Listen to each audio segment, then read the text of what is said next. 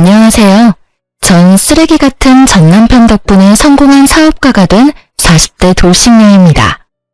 이혼을 한 지도 시간이 꽤 흘렀고 그래서 그런지 잊고 지낸 시간이 많았는데 아이스 아메리카노를 테이크아웃해서 마시다 이 커피 때문에 울고 웃었던 결혼 생활이 문득 떠올라 사연을 쓰게 되었어요. 긴 이야기가 될 수 있지만 한번 들어보실래요? 저와 남편은 같은 회사에 다니고 있었어요. 전 신입사원이었고 남편은 팀장님, 나이 차이는 9살이나 났었죠. 그때 제 나이가 26살, 그야말로 꽃같은 나이였는데 제가 미쳤었죠. 이상형도 아닌 남자와 사랑에 빠져 결혼까지 하게 되었으니 말이에요. 그땐 눈에 콩깍지 단단히 낀 것인지 글쎄 이빨에 고춧가루 낀 모습도 멋있어 보였으니 말 다 했죠 뭐. 전 어릴 적 부모님이 이혼을 하셔 엄마가 절 혼자 키워주셨는데 그래서 그랬던 것인지 때론 연인 같고 때론 아빠 같은 남편이 좋았고 저도 모르는 사이에 참 많이 의지했어요. 가끔 어쩔 수 없이 세대 차이가 느껴지긴 했지만 그 정도는 사랑으로 충분히 극복을 할 수 있었습니다. 극복할 수 없는 건 다른 곳에서 생겨났어요. 전혀 예상치 못한 곳에서요. 3년 연애하고 결혼을 한 저희 부부는 남편의 나이가 있으니 임신을 서둘렀고 예상보다 빨리 임신에 성공했어요. 문제는 그만큼 쉽게 유산도 되더군요. 1년 동안 2번, 한 번은 계륵 유산으로 특별한 증상이 없어 검진날 병원에 가서야 알았고 2번째는 임태기 2주를 확인하고 달려간 산부인과에서 자궁의 임신이란 말을 들었죠. 전 겁이 났어요. 습관 유산으로 이어질까 봐요. 상상만으로도 끔찍했어요. 여보, 그러지 말고 회사 그만두는 건 어때? 응? 회사를? 그래, 당신 요즘 너무 힘들어 보여. 충분히 좀 쉬면서 몸 관리도 해. 아무래도 회사 다니면 알게 모르게 스트레스도 많이 받고 여러모로 집에서 쉬는 게 좋을 것 같아. 어때? 아무리 그래도 첫 회사이기도 하고 사실 아기 낳으면 회사 생활 다시 하기 힘들 텐데 아무래도 이대로 그만두긴 좀 아쉽기도 해. 그리고 아기 태어나기 전에 돈도 같이 벌어두면 좋잖아. 돈 걱정은 말고 내가 있는데 돈 걱정을 왜 해? 그리고 아기 낳고도 회사 다시 다니면 되지. 우리 엄마도 있고 장모님도 계시잖아. 일단 임신부터 생각하자. 이러다 또 잘못되면 당신 몸에 큰 문제 생길까봐 걱정되어서 그래. 알겠어. 그렇게 하도록 할게. 결국 전 남편의 권유대로 회사를 그만두게 되었죠. 한동안은 좋았어요. 대학교를 다니면서도 아르바이트를 쉬어본 적이 없었는데 쉬게 되니 이유가 어찌 되었든 좋긴 하더군요.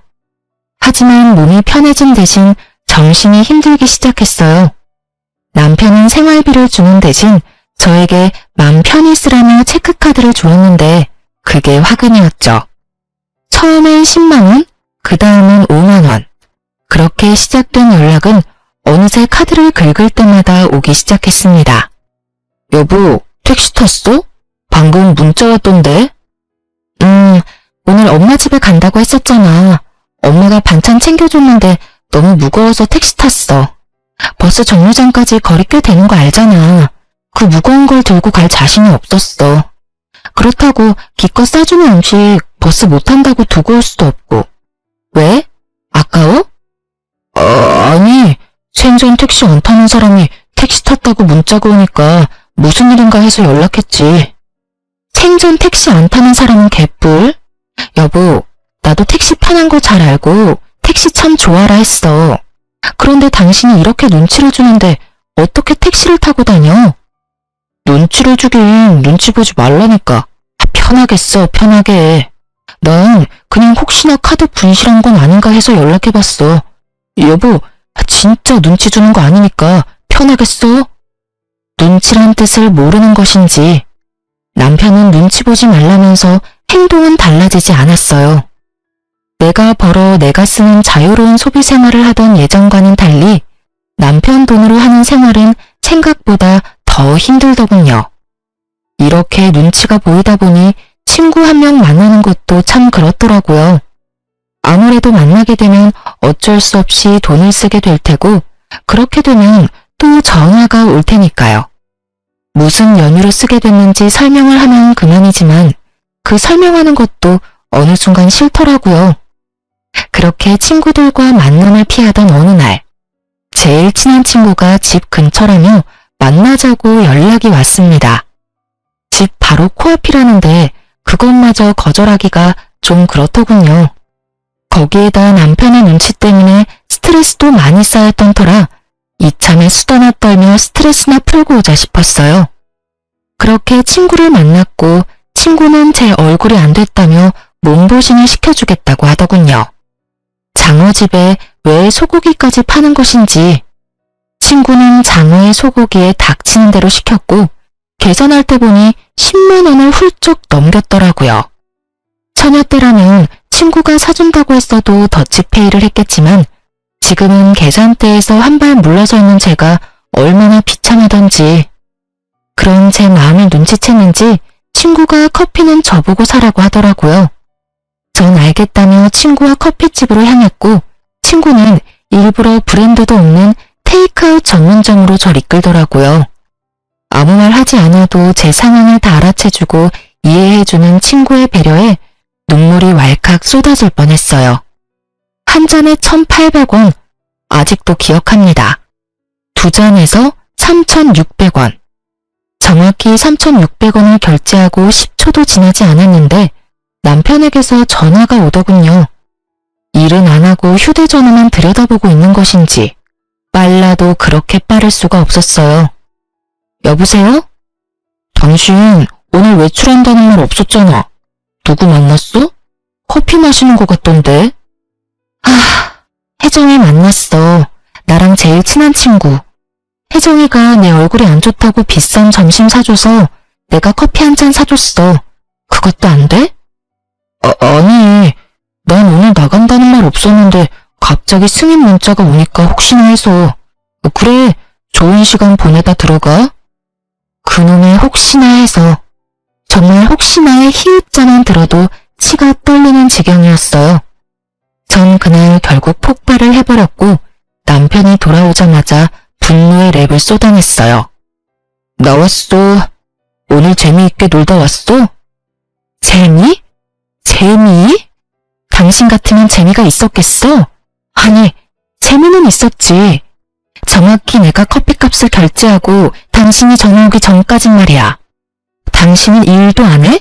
아니, 회사에 가서 하루 종일 휴대전화만 들여다보고 있어? 어떻게 매번 그렇게 전화를 하냐고. 그러면서 뭐? 눈치 보지 말고 마음껏 쓰라고? 당신 같으면 그렇게 눈치를 주는데 어떻게 눈치를 안 봐? 내가 오늘 혜정이 앞에서 얼마나 창피했는 줄 알아? 혜정이가 오늘 나 얼굴 안 좋다고 밥값만 10만 원 훌쩍 넘는 돈을 썼어. 같이 매장 말 한마디 못하고 계산대 뒤 멀찍이 서 있는 내 기분이 어땠는 줄 알아? 그리고 나서 혜정이가 커피는 나보고 사라고 해서 커피집 갔는데 바로 코앞에 있던 스타땡땡은 쳐다도 안 보고 저렴한 커피집에 날 데리고 가더라. 혜정이가 왜 그랬겠어? 난 당신이 이런다고 말 한마디 한 적이 없는데 혜정이가 왜 그랬겠냐고. 여보, 진정 좀 해. 난 그런 뜻이 정말 아니고 혹시나 해서 전화를 했던 거야. 그놈의 혹시나 타령 좀 그만해. 아주 지긋지긋하다고. 카드가 분실될까봐 그렇게 걱정이면 차라리 나한테 현금을 줘. 그럼 내가 딱 쓸 만큼만 들고 다닐 테니까. 이게 도대체 뭐야? 나 이렇게 감시하고 돈으로 치사하게 굴려고 결혼하자고 했어? 이딴 식으로 눈치 주려고 회사까지 그만두라고 했냔 말이야. 전 그야말로 대성통곡을 했습니다. 너무 서러웠어요. 그간의 서러움이 폭발하고 나니 쉽게 진정이 되지 않더군요. 얼마나 울었는지 남편이 무릎까지 꿇고 싹싹 빌고 사정사정을 하는 모습에 가까스로 그쳤을 땐 목이 다 쉬어 목소리도 나오지 않았어요. 내가 진짜 미안해. 당신이 그렇게까지 생각할 거라고는 생각도 못했어. 난 정말 혹시나. 아니, 그게 사실은 갑자기 외벌이가 되니까 나도 모르게 불안했나 봐. 미안해. 앞으로 절대 그런 일 없을 거야. 그냥 앞으로는 당신 통장으로 생활비 보내줄게. 그럼 됐지? 그래서 얼마나 보내줄 건데? 넉넉하게 보내줄 테니까 생활비 걱정하지 말고 써. 그리고 다음에 혜정씨 만나면 당신도 거하게 한 푼 내. 그럼 됐지? 이제 그만 울고 화도 좀 풀자. 응? 이러다 몸 상하겠어. 또 나한테 그런 걸로 눈치 주기만 해봐. 그땐 진짜 나도 가만 안 있을 거야. 임신이고 뭐고 당장 취업해볼 테니까. 알겠어? 알겠어. 다신 그러지 않겠다고 약속할게. 그날 이후 남편은 약속한 대로 생활비를 제 통장으로 입금해주기 시작했어요. 금액은 넉넉했냐고요? 아니요. 겨우 생활만 가능한 금액이더군요. 그치만 전 그조차도 좋더라고요. 어찌되었든 남편의 눈치 보지 않고 생활할 수 있는 게 어디냐 싶었으니까요. 그렇게 남편은 어떨지 몰라도 제 마음에는 평화가 찾아왔고 한동안은 살만했어요. 한동안은요. 평화는 그리 길게 가지 않았고 남편은 더욱 치사해져 갔습니다. 그런 남자라고는 상상도 못했는데 정말 사람이 돈 가지고 치사하게 구니 마음이 확 상해버리더군요.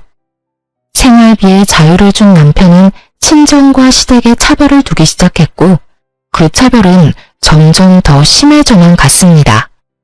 친정보다 시댁에 용돈을 더 많이 주는 것까진 이해하려고 애썼습니다. 말이야 바른말이라고 장모님보다 자기 집에 도움을 더 주고 싶은 걸 어떻게 뭐라고 하겠어요. 어쩌다 한 번 드리는 것도 아니고 매달 드리는 용돈 부담일 수도 있겠다 싶었죠. 하지만 그 많지 않은 돈도 어느 순간부터 드리지 않기 시작했어요. 남편은 통장을 차곡차곡 모으는 것이 습관 같은 사람이었는데 가끔 저에게 통장 정리를 맡기곤 해 어렵지 않게 알 수 있었죠. 너무 섭섭한 마음에 당장이라도 따주고 싶었지만 참았어요. 따줘봤자 또 몇 달 주다 말 거 입만 아프겠다 싶었으니까요. 그런데 명절에 시댁엔 두둑한 봉투에 한우 선물 세트를 드리면서 저희 집엔 회사에서 계약직 사원들에게 주고 남은 스팸 선물 세트 2박스를 주는데 속된 말로 제 꼭지가 돌아버렸습니다. 제가 같은 회사에 다녔다는 사실을 까맣게 잊고 스팸 선물 세트를 챙겨온 것인지 아니면 회사에서 남는 걸 가져왔다는 사실을 알아도 상관없는 것인지 그딴 것들은 알 필요도 없었어요. 전자가 되었든 후자가 되었든 저를 무시하고 있다는 사실은 변함이 없었으니까요.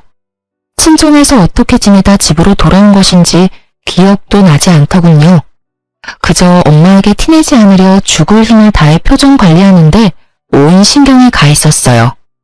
집으로 돌아온 저는 남편에게 따져 물었죠. 당신 진짜 이럴 거야? 잘 쉬고 와서 또 왜 그래? 왜 그래? 정말 몰라서 물어? 스팸 선물 세트가 뭐야, 스팸 선물 세트가. 사람 무시하는 것도 정도가 있지. 심지어 그거 회사 계약직 사원도 주고 남은 거잖아. 그게 뭐 어때서? 선물 세트 좋잖아.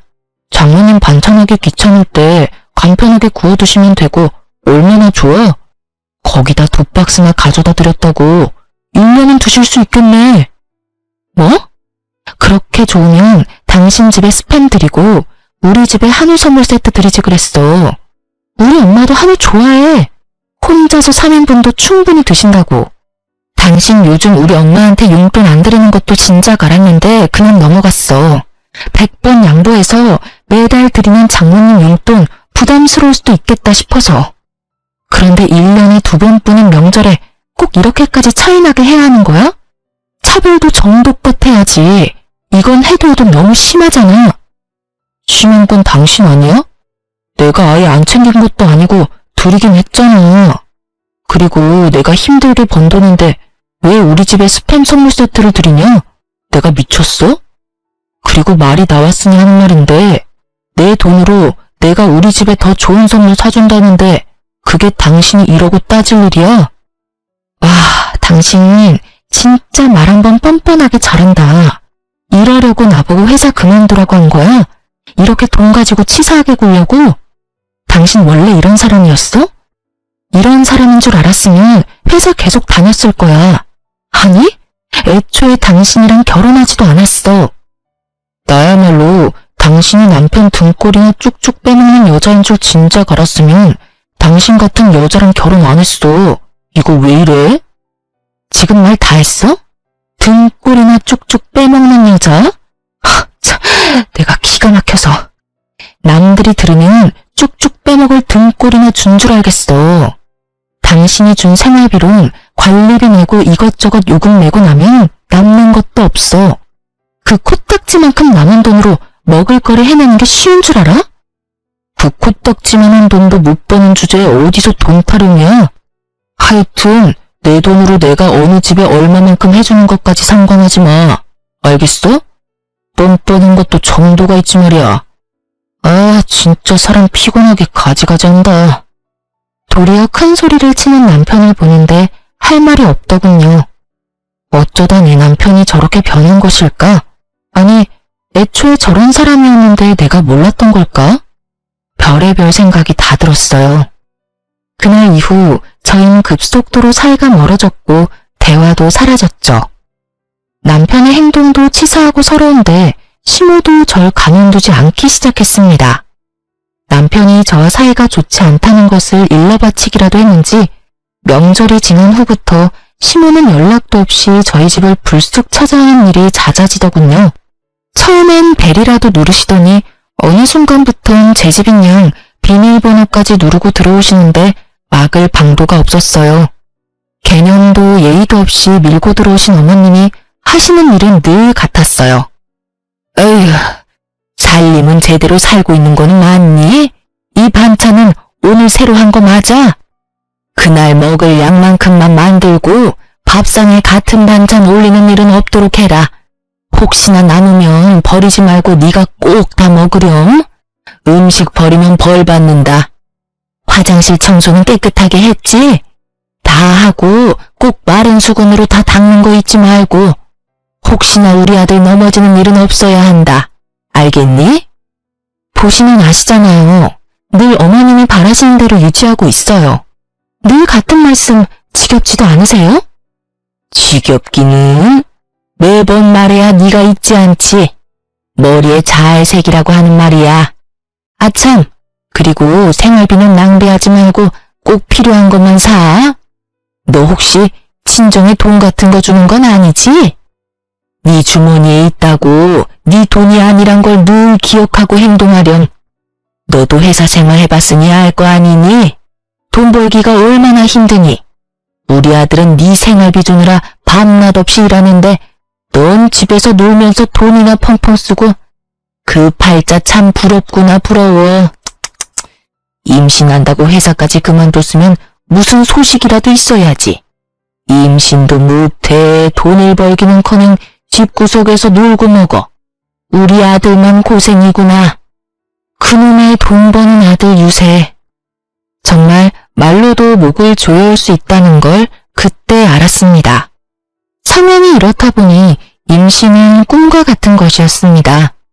차라리 회사에 다닐 땐 임신이라도 됐었는데 퇴사 이후엔 임신이 된 적조차 없었으니까요. 거기에다 남편과의 사이도 좋지 않으니 임신에 대한 의지마저 사라진 지 오래였어요. 참고 또 참던 저는 이대로는 안 되겠다는 생각이 들었고 몰래 가지고 있던 비상금을 쓰기로 했어요. 퇴직금과 그간 모은 돈을 적금으로 묶어뒀었는데 그걸 깨기로 한 것이었죠. 만기가 얼마 남지 않았지만 그깟 이자 좀 받겠다고 더 참았다간 명주를 다 깎아먹을 판이었으니 더는 지체하지 않았어요. 전 적금을 깨고 바로 가정용 미싱을 구매했어요. 몇 날 며칠을 고민해본 결과 처녀 때부터 재봉틀로 이것저것 만드는 것을 좋아하고 잘했던 터라 뭘 만들어 팔자는 결론이 난 것이었죠.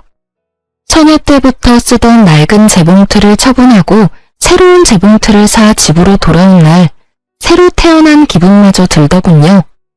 재봉틀 하나 샀을 뿐인데 이미 다 해낸 기분이 들어서 자신감이 생겨났어요. 그런 저를 보며 남편은 무시하며 콧방귀를 끼어댔지만 전 아랑곳하지 않고 남편에게 부탁을 했습니다. 그깟 재봉틀로 뭘 할 수 있다고? 괜한 돈 낭비하지 말고 그 돈으로 맛있는 거나 사 먹어. 그게 남는 거야.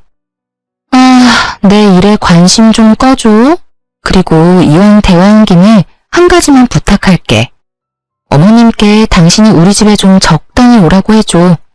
나도 집에서 마냥 노는 거보단 뭐라도 하는 게 당신한테 더 좋지 않아? 혹시 알아? 내가 당신보다 더 많이 버는 날이 올지. 당신이 좋아하는 혹시 모르는 일이 일어날 수도 있는 거잖아. 그러니 힘겹게 마음먹은 사람 괜히 마음 들쑤시지 마시고 집에 좀 적당히 오시라고 해. 한동안 아예 안 오시면 좋고. 부탁할게. 아주 큰일 하신다. 큰일 하셔. 그래도 한 집안의 며느리라는 여자가 집에 시어머니도 못 오게 하면서까지 일한다고 이 난리를 피우고 말이야. 얼마나 큰 돈 벌지 두고 볼게. 그나마 그 기계값이라도 건지면 다행이라고 본다면은.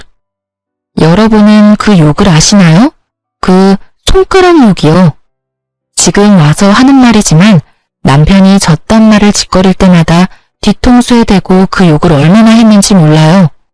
하여튼 남편은 재차 콧방귀를 끼어댔지만 시모에게 말은 한 것 같았어요. 그날 이후 시모는 찾아오지 않았으니까요. 찾아오지 않는 대신 전화가 자주 오기 시작했지만 그쯤이야 견딜만 했죠. 그렇게 전 밤낮 없이 판매할 수 있는 제품을 만들어내는데 많은 시간을 보냈죠. 몇 달의 시간이 지나고 드디어 만족할 만한 상품을 만들어낸 저는 사업자 등록을 하고 온라인으로 판매를 하기 시작했어요. 첫 주문이 들어온 날 혼자 숨죽여 얼마나 울었는지 몰라요. 얼마 만에 벌어보는 돈인지 정말 첫 월급 탔을 때보다 훨씬 더 기쁘더라고요. 그렇게 첫 달 12만 원에서 시작한 제 매출은 8개월 차에 남편의 월급을 뛰어넘더라고요. 하루에 3시간 이상 자본 적이 없었고 재봉틀을 밟지 않을 땐 무조건 공부하고 연구한 결과가 운 좋게도 빠르게 나타나 주었습니다. 단골도 늘어나고 신규 회원 유입도 많아지니 그만큼 주문량도 늘어갔습니다. 그 덕분에 1년이 넘어가던 때에 전 적당한 사무실을 얻고 직원도 생기게 되었어요. 사업이 번창하는 대신 남편과는 더욱 멀어져만 갔고 시모의 폭언은 점점 선을 넘고 있었습니다. 분명 음성통화인데 왜 영상통화를 한 것 같은 느낌인지 시모와 전화통화를 하고 나면 시모의 잔뜩 구겨진 얼굴이 그려서 기분이 몇 배는 더 나쁘더군요. 넌 도대체 뭘 하고 돌아다니길래 연락도 안 받니? 저도 요즘 일하고 있다고 말씀드렸잖아요. 요즘 일이 좀 바빠져서 전화 못 받았어요. 참나, 누가 들으면 아주 큰 사업이라도 하는 줄 알겠다. 유세도 그런 유세가 또 없구나. 집구석에서 재봉틀질이나 해서 벌면 얼마나 번다고 그 난리야? 그리고 일하면 시애미 전화 받지 말란 법이라도 있니? 지금 그걸 변명이라고 하는 게야? 넌 도대체 친정에서 뭘 배워서 시집을 온 게야? 이따위로 굴 거면 당장 그거 때려치우거라. 어머님, 당장 때려치우면 저희 집 생활이 안 돼요. 어머님 잘난 아들이 생활비조차도 안 준 지 오래됐거든요.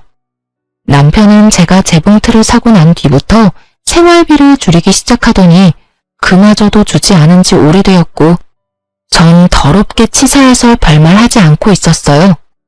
득달같이 화려내던 시모도 제 말을 듣고선 어버버 하더니 전화를 끊어버리더군요.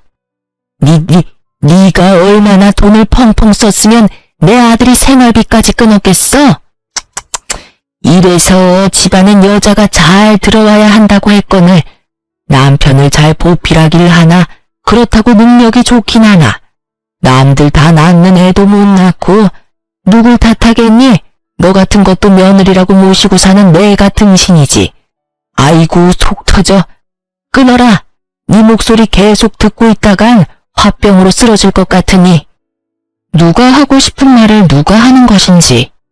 상황이 이렇게 되니 정말 이젠 이혼해야 하나 싶더라고요. 능력 없고 남편을 사랑하던 예전과는 달리 지금은 혼자 살아갈 능력도 되고 무엇보다 남편을 이제 사랑하지 않으니까요. 아니, 사랑하지 않는 걸 넘어 남편의 꼴도 보기 싫은 지경이었어요. 전 이혼을 심각하게 고민하기 시작했어요. 그러던 어느 날 저의 심각한 고민을 한 방에 날려줄 광경을 보게 되었습니다. 그날도 남편이 늦는다고 문자가 왔고 전 지난날보다 매출이 2배가량 늘어 기분이 좋았던 터라 그간 미뤄왔던 데이트 약속을 잡았어요. 바로 친정엄마와의 데이트요. 오랜만에 엄마와 만나 쇼핑을 하고 고급 한정식 집으로 저녁을 먹으러 갔어요. 엄마와 함께 입구에 들어서는 순간부터 제 시선을 사로잡은 여자가 있었어요. 나이는 많아봤자 20대 중후반쯤 되어 보이는 여자가 몸에 걸치고 손에 든 것만 해도 차 한 대 값은 좋게 넘어 보이는데 저도 모르게 시선이 가더군요. 언뜻 드는 생각에 집에 돈이 많은가? 했던 것 같아요. 그렇게 엄마와 전 제대로 잘 대접받은 기분이 드는 저녁을 먹고 가게를 나서고 있었습니다. 엄마는 오랜만에 딸과 한 데이트가 좋으셨는지 소녀처럼 신나셨더라고요. 딸, 엄마 오늘 진짜 기분 좋아. 딸이랑 이렇게 쇼핑도 하고 이런 곳에서 밥도 먹고. 그래? 앞으로는 이런 데이트 자주 하자. 엄마가 이렇게 신나하니까 나도 스트레스 풀리고 좋아. 자주는 말고 가끔 해, 가끔. 우리 딸 힘들게 돈 벌어서 엄마한테 다 쓸 일 있니? 아주 가끔 1년에 한 번 정도만 데이트해. 아유, 엄마. 딸 이제 돈 잘 벌어서 이 정도는 하고 살아도 돼. 평소에 일만 하느라 돈 쓸 시간도 없는데 이런 데라도 쓰고 살아야 또 열심히 돈 벌 에너지가 생기죠. 그러니까 엄만 그런 걱정하지 말고 시간이나 내주세요. 딸이랑 데이트할 시간. 그렇게 하하호호 엄마와 완벽한 데이트였는데 그 완벽을 산산이 조각내는 광경이 펼쳐지고 있었습니다. 기억하시나요? 제가 조금 전 입구에서 봤던 그 명품을 휘감은 여자. 그 여자도 식사를 마쳤는지 입구에서 멀지 않은 곳에 서 있었는데 글쎄 그 여자가 제 시댁 식구들과 함께 있는 것이 아니겠어요? 엄마도 걸음을 멈추고 저에게 사돈들이 아니냐며 물어오더군요. 그때였어요. 어디선가 나타난 남편이 숨 쉬는 것보다 자연스럽게 그 여자 어깨에 팔을 두르는데 전 어이가 없어서 웃음이 나더군요. 사연을 들어보면 그런 장면을 보게 되면 큰 충격에 휩싸이거나 배신감에 눈물이 난다는데 저는 그냥 어이가 없었어요. 40대 아저씨와 20대 아가씨가 다정히 어깨를 두르고 있는 모습이라니. 상상해보세요. 여러분도 웃기지 않나요? 절 더 어이없게 만들었던 건 그 인간들의 대화 내용이었어요. 그 인간들은 당연히 저와 엄마가 그곳에 있는 걸 꿈에도 몰랐고 말인지 방귀인지 알 수 없는 대화를 이어가고 있었습니다. 다시 말하지만 엄마는 우리 새아가가 너무 마음에 드는구나. 아, 새아가라고 불러도 되지? 그럼요, 어머님. 편하신 대로 불러주세요. 그래, 하여튼 이 엄만 우리 새아가가 너무 좋구나. 어디서 이런 아가씨를 다 만난 게야? 이런 아가씨를 만날 수 있는 녀석이 왜 그런 년이랑 결혼을 해서는 이게 뭐니? 번거롭게 이혼해야 해. 우리 새아가는 이혼하는 너 기다려야 해. 엄마는 너 이혼할 동안 그런 년 계속 보고 살아야 해. 그 잘못된 결혼 하나 때문에 이게 무슨 고생이야? 에휴, 어찌되었든 넌 빨리 그 빌어먹을 년이랑 빨리 이혼이나 해. 이혼하는 대로 우리 새아가와 서둘러 재혼하고. 어머니, 자꾸 년년 하지 마세요. 우리 다은이 놀란다고요. 어머, 나도 모르게 욕이 나왔구나. 놀랬니? 아니에요, 어머님. 오빠한테 들어보니 욕먹을만 하더라고요. 집에서 놀고 먹으면서 집안일도 제대로 안 하고 돈타령만 한다고 하던데. 욕 들어도 싸죠, 어머님. 그렇지? 역시 우리 새아가는 나랑 통하는구나. 그래서 말인데, 새아가 넌 혹시 우리 아들이랑 결혼하면 회사는 어떻게 할 거니? 저요? 당연히 그만둬야죠. 뭐? 그만두고 집에서 오빠 내조나 하려고요. 오빠, 내가 내조 잘해줄 테니까 걱정하지 마. 집에 생활비도 안 줘도 돼. 우리 아빠가 나 시집가도 주던 용돈은 계속 준다고 하셨거든. 오빠 월급은 오빠가 알아서 해. 난 아빠가 주는 용돈으로 충분하니까 말이야. 그래? 고마워 자기야. 역시 내가 여자 하나는 잘 골랐단 말이야. 말해 뭐하니? 세아가 우리 집에 와줘서 고맙구나. 상간녀의 말에 남편 눈과 시부 얼굴에 웃음꽃이 피더군요.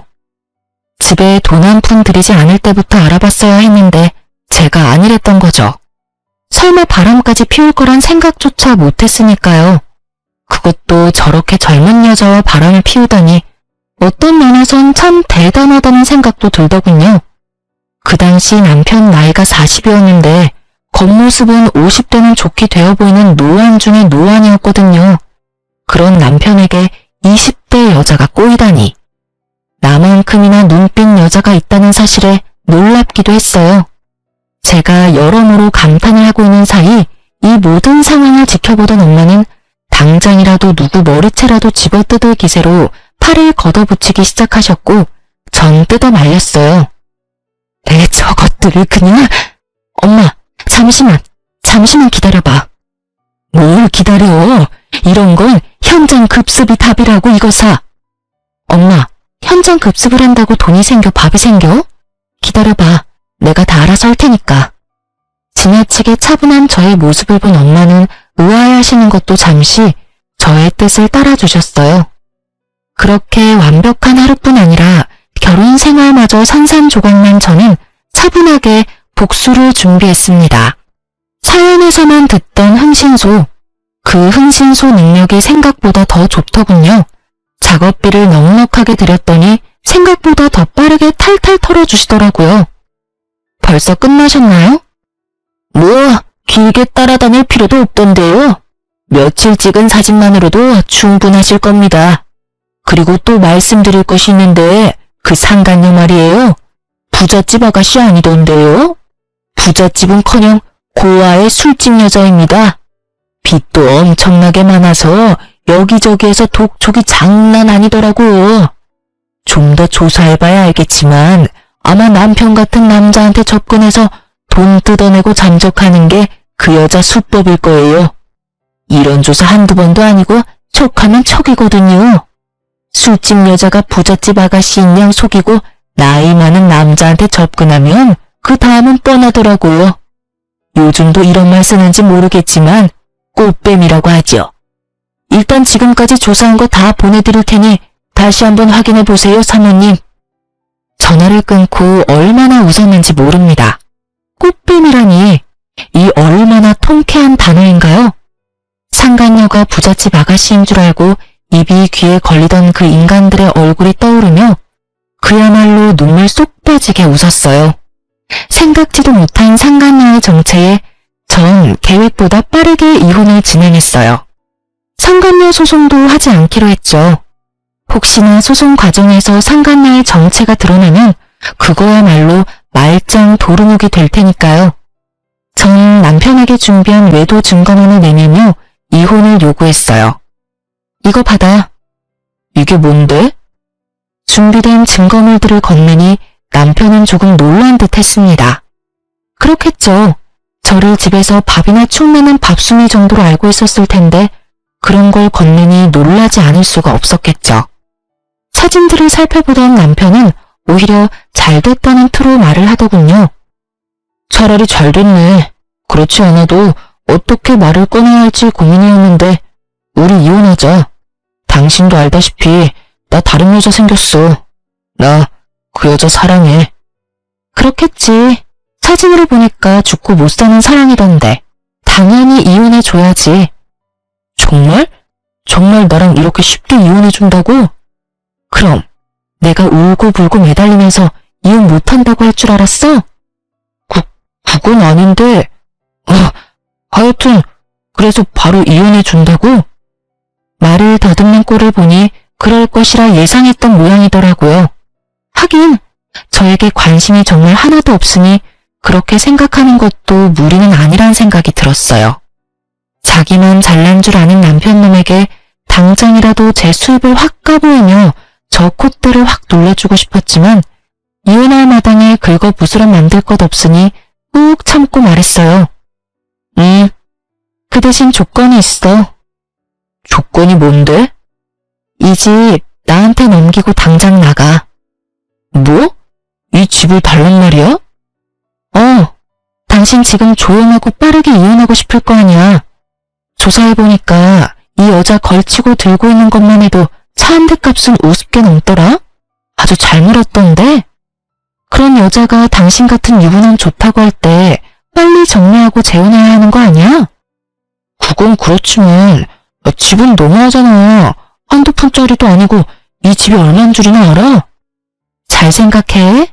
난 당신이 이 집 주지 않으면 있는 힘껏 지저분하게 굴어서 그 여자도 당신도 지긋지긋해서 치를 떨게 만들어줄 자신 있어. 뭐 그러다 보면 회사에 소문도 퍼질 테고. 계산 빠른 당신이라면 이미 타산 나왔을 텐데. 어때? 이 집 정도면 싸게 이혼하는 거 아니야? 이 집만 주면 상간녀 소송도 안 할게. 나도 그 정도 양심은 있어. 남편은 잠시 고민하는 듯 하더니 이내 알겠다고 하더군요. 집 명의 이전을 하고 이혼을 마무리하던 날, 전 정말 쾌재를 불렀습니다. 이혼한다고 하면 다들 안쓰럽게들 보던데 전 정말 새로 태어난 기분이었어요. 이혼도 하고 집도 가지게 된 저는 차분히 기다렸습니다. 저를 버리고 택한 상간녀가 알아서 저의 복수를 다 해줄 테니까요. 전 흥신소를 통해 남편과 상간녀의 뒤를 꾸준히 밟고 있었고 저의 구세주 상간녀는 전 남편과의 결혼을 요리조리 피하며 전 남편의 재산을 야금야금 축내고 있더군요. 저에게 체크카드 한 장 주고 그렇게 전화질을 해대던 전 남편님은 우편에 홀리긴 단단히 홀렸는지 차까지 사주더군요.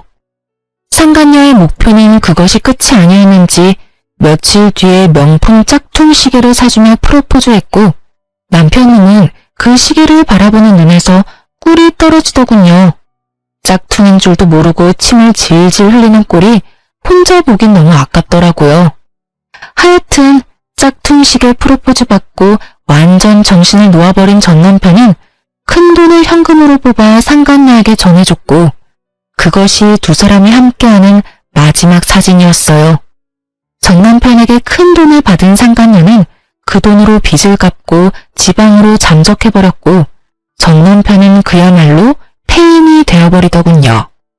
모르긴 몰라도 차에 돈다발까지 갖다 바쳤으니 그 대출금만 해도 어마어마했겠죠? 전 상간녀를 어떻게 할지 고민하다가 경찰에 신고해 숨은 위치를 알려줬어요. 전 남편만 아니라 사기당한 사람이 한두 사람이 아니란 걸 알고 있었던 터라 그냥 넘길 순 없었거든요. 아마 징역은 피할 길이 없을 것입니다. 받은 돈은 다 썼을 테고 돈 나올 구멍조차 이제 없을 테니까요.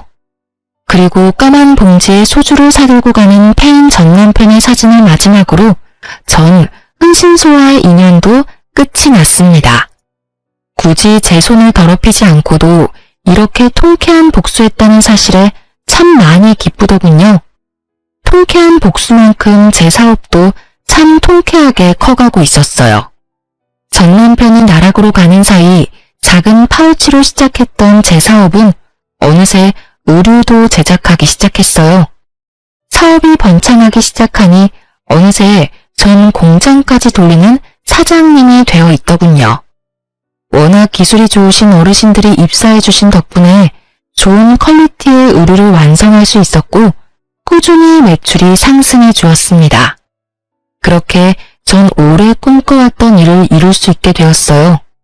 바로 절 혼자 키우느라 고생이 많으셨던 엄마에게 집을 장만해 드리는 일이요. 정말 그런 날이 오면 좋겠다 하고 꿈만 꿨었는데 이런 날이 오다니 행복하더군요. 전 조금이라도 괜찮은 집을 찾아보려 발품을 팔고 다녔고 그날도 아침 일찍 중개사분을 만나 집을 돌아보고 있었어요. 공장으로 출근을 해서 저도 제작을 하고 있던 터라 아침밖에 시간이 되지 않았죠. 중개사분과 인사를 나누고 엘리베이터를 탔는데 그곳에 생각지도 못한 인물이 있더군요. 그 인물은 바로 청소부 옷을 입은 전시모였습니다. 청소 도구들에 둘러싸인 전시모를 보는데 전 꿈인가 싶었어요. 하지만 저를 발견한 전시모가 호들갑을 떨며 아는 척을 해오는데 아, 현실이구나 싶더군요. 어머, 얘, 너 여기 웬일이니? 너 여기 사니? 아니요, 그건 아닌데 볼 일이 좀 있어서요. 순간 자신이 청소부 옷을 입고 있다는 사실마저 잊은 것인지 호들갑을 떨며 아는 척을 해오던 전시모는 아래 위로 훑는 제 시선에 멋쩍은 듯 묻지도 않은 사연을 줄줄 뱉어내기 시작했습니다. 아휴, 어쩌다 보니 이러고 있다. 너랑 이혼하고 만난 여자가 엄청 부잣집 딸인 줄 알았더니 글쎄 사기꾼이었지 뭐니. 부잣집은커녕 고아의 술집에서 굴러먹던 물건이었다고 하더구나. 그것도 모르고 차 사주고 대출까지 받아가면서 돈까지 갖다 줬다지 뭐냐. 그 정신 나간 녀석 누가 경찰에 신고해줘서 운 좋게 그 여자는 잡았는데 잡으면 뭘 하니. 그 많은 돈은 이미 사채업자들한테 다 가져다 주고 한 푼도 없는데. 아, 그러셨어요? 그래. 그러니 어떡하겠니? 하나밖에 없는 아들 신용불량자 만들 순 없으니 있는 집 팔아서 대출금까지 갚아줬는데 그 아들이란 놈은 사랑 타령이나 하며 일은커녕 술만 먹는 폐인이 됐고 그 충격에 영감은 쓰러져서 병원 신세 지고 있고 그러니 어쩌겠니? 나라도 돈을 벌어야지. 아, 고생이 많으시네요. 굳이 듣고 싶지도 궁금하지도 않은 이야기를 뭘 그렇게 구구절절 읊고 있는 것인지 모르겠더군요. 기계에 가까운 제 대답과는 달리 중개사분의 눈은 반짝이고 있었어요. 하긴 웬만한 막장 스토리보다 자극적이니 중개사분의 반응도 이해는 됐어요. 한참을 자신의 한스러운 이야기를 풀어내던 전시모는 이제야 제 안부도 궁금했는지 제 차림을 훑기 시작하더군요. 평소에 전 제가 만든 옷을 주로 입고 다녔는데 그날도 마찬가지였어요. 그 당시에 힘쓰고 있던 상품은 트레이닝복 바지였는데 그날 그 바지를 입고 있었죠. 그리고 상의는 아마 후드티 정도였던 것 같아요. 차려입은 차림이 아닌 편한 차림이었으니 시모 눈엔 자신과 비슷한 처지로 보였나 봐요. 뭐 너도 꼴을 보아하니 알만하구나. 집 한 채 뜯어가더니 그걸로 사업이라도 하다가 말아먹었니? 복상 망했니? 아무리 그래도 젊은 애가 좀 꾸미고 다니지 운동복 차림이 뭐니? 망했냐며 물어보는 전시모의 미소가 얼마나 역겹고 더럽던지. 자신의 꼴이 그러하니 저도 망해야만 한다는 그 심보가 참 알만하더군요. 오던 복도 도망가게 하는 그 섬뜩하고도 비열한 미소를 보며 전 대답할 가치를 잃었어요. 제가 아무 말 하지 않고 있자 제 어깨를 두드리며 무슨 말을 하려는 듯 했는데 전 빠르게 손을 피해버렸어요. 그런 저의 행동에도 민망하지도 않은지 전시모는 갈 곳 잃은 자기 손을 거두고 말하기 시작하는데 위로랍시고 하는 말이 전혀 와닿지는 않더군요. 망하면 또 어떠니? 나이도 젊은데. 그러지 말고 다시 우리 애랑 잘해보는 건 어떠니? 둘이 힘 합쳐서 장사라도 하면 좋을 텐데 아예 다 말아먹은 건 아니지? 어디 학교 앞에 가게라도 얻어서 떡볶이집이라도 하면 너하고 우리 식구 밥은 먹고 살진 않겠니? 잘 생각해보렴. 그나저나 넌 여기 무슨 일이니? 이 아침부터. 전 다시 우리 애랑 잘해보는 건 어떠니 해서부터 전시모의 뻔뻔함에 잠시 정신줄이 나가버렸고 그저 멍하니 전시모를 보고 있었어요. 제가 아무런 말도 하지 않고 있자 돌아가는 상황을 대충 알아챈 중개사분이 나서주시더라고요. 아유, 여기 엘리베이터는 왜 이렇게 느려? 그렇지, 사장님? 아, 네? 아, 네. 좀 그렇네요. 느리기도 느린데 로열층까지 올라가느라 더 그렇네요. 이제 거의 다 왔어요. 그나저나 나이도 젊은 것 같은데 그 나이에 어떻게 이런 집을 다 사신대요? 대출 하나 없이 사신다고 하셨죠? 정말 대단하시다. 일전에 언뜻 통화하는 거 들으니까 공장도 크게 하시는 것 같은데 그 나이에 성공한 사업가라 정말 대단하네요. 거기에다 효녀라니 이 집 엄마 사준다고 했었죠? 굳이 제 사정을 풀어서 이야기해주는 중개사분을 보니 어떤 의도인지 알 것 같아 감사한 마음으로 장단을 좀 맞추기로 했어요. 네, 저 키우느라 고생만 하셔서 노후에 좋은 곳에서 사셨으면 해서요. 운 좋게 사업이 잘 돼서 지금은 돈 걱정 없이 집도 보러 다닐 수 있게 됐네요. 몇 년 전만 해도 전 남편 생활비 카드 쓰면서 1,800원짜리 커피 사 먹는 것도 눈치 보면서 살았는데 그러고 보면 사람 인생이란 거 참 모르는 거예요. 그렇지 않나요? 네? 1,800원 쓰는 것도 눈치를 줬다고요? 아휴, 뭐 그런 놈이 다 있어요? 이혼 잘하셨네. 그런 놈이랑은 더 살아봤자 뻔하다고요. 마누라한테 아낀 돈으로 나가서 엄한 여자 배나 불려주다가 뒤통수 제대로 맞고 폐인되는 거 안 봐도 뻔한 결과라고요. 조강지쳐 버리고 잘 되는 놈을 본 적이 없어요, 내가. 하여튼 사장님 엄마 부럽네, 부러워. 우리 딸은 뭐 하나 몰라. 중개사분이 얼마나 센스가 넘치시는지 전시모 속을 확확 뒤집는 말만 골라서 하시는데 아니나 다를까 전시모의 얼굴이 울그락불그락 하다 못해 터질 것만 같더라고요. 그 순간 엘리베이터는 경쾌한 효과음을 내며 문이 열렸고 저와 중개사분은 승리의 미소를 지으며 엘리베이터에서 내리려고 할 때였어요. 얼굴을 붉히고 서 있던 시모는 이대로 저를 놓치면 안 되겠다 싶었는지 저의 옷을 꽉 붙잡고 아무 말 대잔치를 하기 시작하더군요.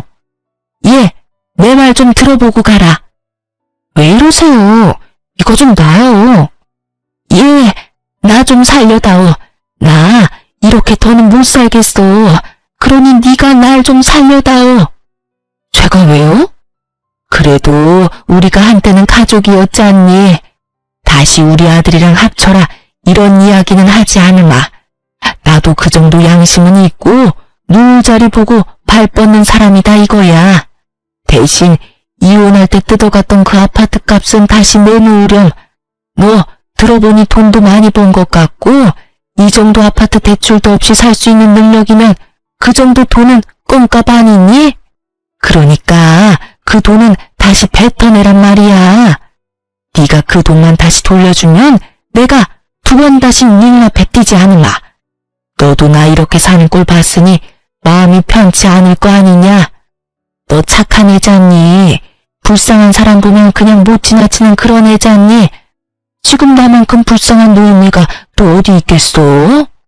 하나뿐인 남편은 쓰러져서 병원 신세 나지고 하나뿐인 아들은 술만 먹는 폐인이 되어버리고 나 불쌍하지 않니? 그러니 그 돈 다시 토해내란 말이야.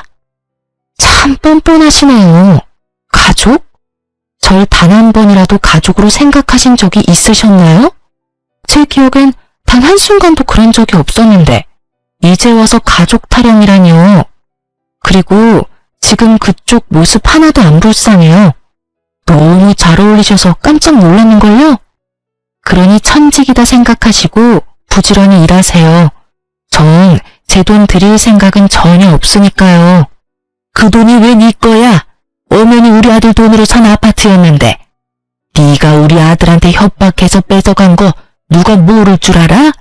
내놔. 내놓으라고. 내가 너 그 돈 줄 때까지 괴롭힐 거야. 내가 그 돈 꼭 받아내고야 말 거라고. 아, 아니다. 아가, 내가 미쳤었나 봐. 방금 전에 내가 한 말은 있거라. 아가야, 그러지 말고 한 번만 도와주면 안 되겠니? 그 돈 다 주는 게 싫으면 그 반만 줘도 된단다. 아니, 그 반에 반이라도 괜찮아. 심지어 정신이 오락가락하는 전시물을 보고 있는데 이대로 있다간 정말 큰일 나겠다 싶더군요. 전 전시물의 손을 획 뿌리치며 엘리베이터를 벗어났어요. 그리곤 닫히는 엘리베이터 문틈 사이로 말해주었어요. 꿈도 꾸지 마세요. 단돈 1원도 드릴 일은 없을 테니까요. 닫히는 문틈 사이로 전심호의 표정은 정말 가관이었습니다. 잔뜩 일그러진 그 표정 정말 볼만하더군요. 엘리베이터 안 전심호는 절규하기 시작했고 제가 집을 다 둘러보고 나올 때까지 여전히 제가 있는 층에서 절규를 멈추지 않고 있더군요. 그 덕분에 중개사분과 전 계단으로 내려오게 되었지만 내려오는 내내 웃음이 떠나지 않았습니다. 참 즐겼던 악연이 끝이 났어요. 다행스럽게도 찾아오시거나 마주치는 일은 없었어요. 전심호와의 만남은 의도한 것은 아니었지만 결과적으로는 완벽한 복수의 마침표가 되어주었어요. 사연을 적다 보니 시간 참 빠르게도 흘러갔네요. 26살에 시작한 사연이 지금은 어느덧 40대가 되었으니까요. 요즘 전 여전히 일과 사랑에 빠져 행복하게 살고 있어요. 생각해보니 제대로 연애도 해본 적이 없네요. 뭐 연애 비슷한 건 했는데 영 재미가 없더라고요. 저희 엄마는 아파트에서 잠깐 사시다 주택으로 이사하셨어요. 아파트보단 주택이 편하시다고 하셔서요. 당연히 중개는 센스 넘치시는 그 중개사분을 통해 했어요. 아무튼 전 지금 단독주택에서 엄마와 함께 살고 있어요. 올여름엔 엄마와 함께 해외여행을 계획 중인데 저희 둘 다 해외는 처음이라 긴장 반 설렘 반으로 벌써부터 짐을 챙기고 있어요. 아직 한참이나 남았는데도 벌써 짐을 3번이나 풀었다 쌌다 한 거 있죠? 그런 저를 보시던 엄마는 설레발 친다며 나무라셨지만 사실 저보다 엄마가 더 기대하고 계세요. 몰래 영어 공부하시는 거 제가 다 봤거든요. 이혼을 하고 난 뒤 제 모든 순간순간이 다 꿈만 같네요.